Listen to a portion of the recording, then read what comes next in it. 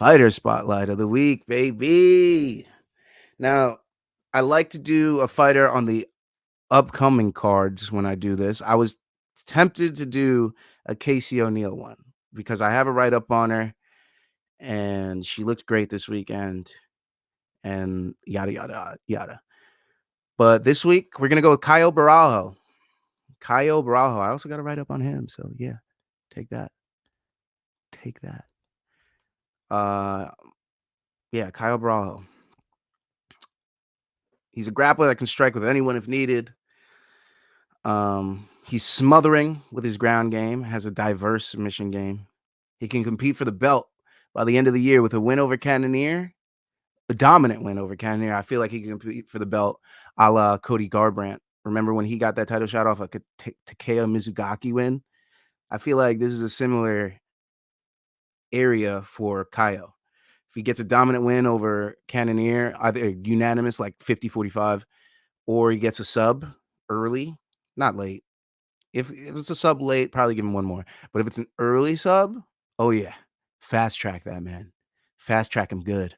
Fast track him. I want to see because we don't even have competition for Drickus anyways at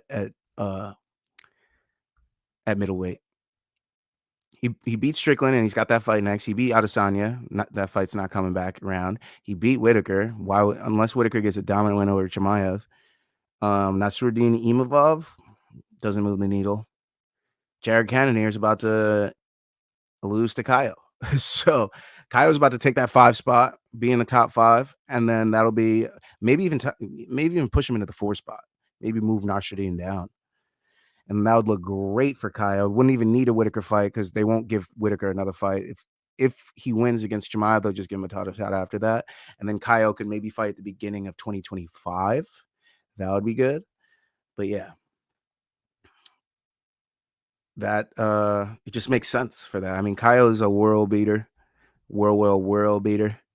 Fighting nerds, like I said already. What else can I say, man? Like the kid's good. The kid's good. He's a beast. Only 31 years of age, from Brazil. They call him the natural. He's also 6'2". Great size for the division. 75-inch reach. Fighting nerds, you know. Great BJJ. Amazing BJJ. Contender Series fighter. Came on the Contender Series, so you know they like to push those guys. They love to push those guys. And like his wins are pretty good. If you look at it, I've since beating Aaron Jeffrey on the Contender Series and then coming back because they didn't give him a contract, beat Jesse Mary by TKO. He was like, "Oh, I didn't get the finish. You want to give me a contract? Cool." Beat his ass down. TKO. Give me my contract. Then he went into the UFC, fought on the Luque Muhammad 2 card, gets a technical decision, unanimous. I don't know why it's technical. That's weird.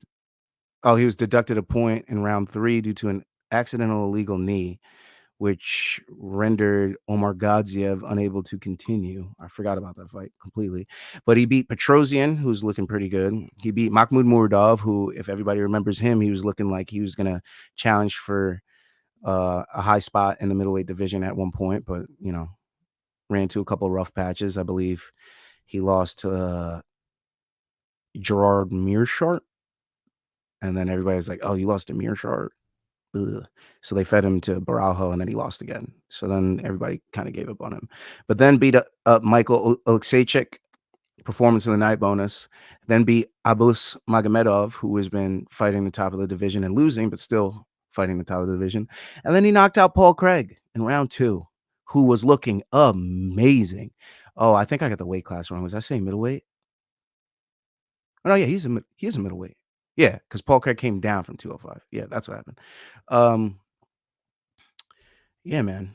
Paul Craig was looking great at 85. And Caio came in there and said, cool story, bro. I'm gonna end that. I know Brendan Allen beat you.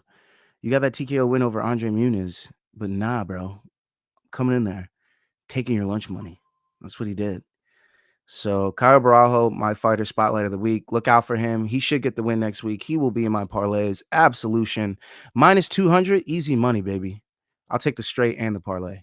Give it to me. Give it to me. But yeah, That's enough for the spider spotlight. Fighter spotlight of the week.